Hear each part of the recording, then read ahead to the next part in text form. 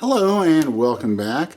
Today on the bench we have a pre-production run Colt Lightweight Commander model pistol chambered in 45 ACP.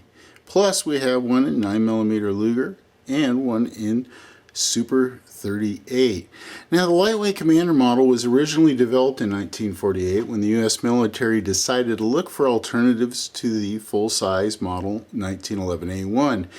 U.S. Army Ordnance wanted a pistol that was smaller, lighter, and chambered in the 9mm NATO round, and Ordnance tested designs from Colt, High Standard, and Smith & Wesson, but the work of the designers was never accepted by the military, and after all the testing was done, they opted to retain the 1911A1 as their service pistol. Now, Colt went on to sell the new Lightweight Commander model to the public, and production started in October of 1949. Now at this point it should be noted that the Lightweight Commander should not be confused with the Combat Commander, which is the all-steel version of the pistol that was introduced in the 1970s. Now of course Colt produced the Lightweight Commander in 3 chamberings, which we have here, the 45 ACP, the Super 38, and the 9mm. Now the pistol design is called lightweight for a few reasons. First, on all these original pre-70 series pistols, the receiver and the mainspring housing are made from Colt alloy. Now Colt alloy is a high tensile strength alloy that is aluminum based. And the second reason this pistol is lighter than its government model counterpart is the fact that the slide and the barrel are shortened 3/4 of an inch to 4 1/4 inches. And here I'm just going to go ahead and set this one off to the side. We'll grab our government model here, my example model, and we'll move it down so you can just see the difference between these.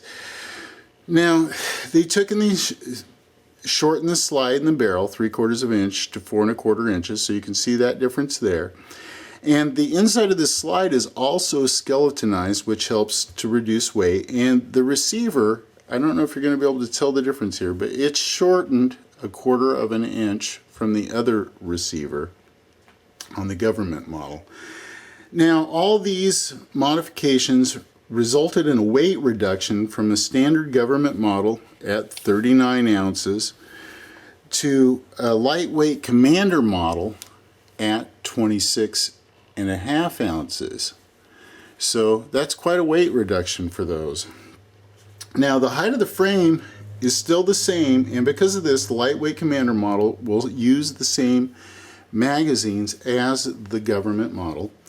And even with all the modifications done to the Commander model, it is still considered a Model O pistol design. Now it's also important to be aware that the parts from different caliber pistols, or not all parts, but the parts will not interchange. The receiver and barrel feed ramps are different, as well as the slide locks and ejectors. Now let's go ahead and take a closer look at the pistol on the bench. These pistols were offered in Colt Blue only, with the frame and mainspring housing being anodized in glossy black. Let's see if take a look at that. This one has just a little bit of wear on that mainspring housing. You can see the glossy black anodization, and then it's a matte black on the rounded surfaces here on the top of the slide. You can see it's blued in the nice dark blue that Colt used. All the small parts done the same way too. So there's that. And you can also notice that it has the stubby rounded hammer on it, and the tang on the grip safety has also been shortened. And then the grips on these pistols are of course plastic, which is typical of those 1950 era pistols. You can see that color there that you'll see on all those of that size.